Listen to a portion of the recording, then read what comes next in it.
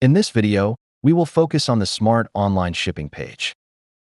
On this page, you can use the default ship from address, which is typically the installation address, or enter a new one to be saved into the address book.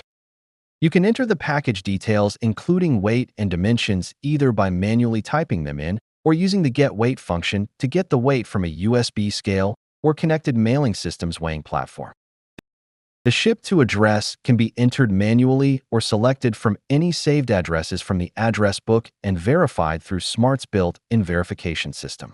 Once the address is entered, you can choose the shipment details by selecting Get Rates, which will display a list of available rates for the package and destination.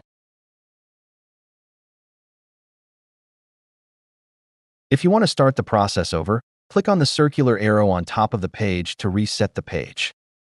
If you are sending a package overseas, first select the destination country and enter the address.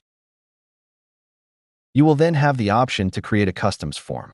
When you click on this option, you will be prompted to enter the requiring information to generate the form. S.M.A.R.T will automatically create a customs form depending on the package details.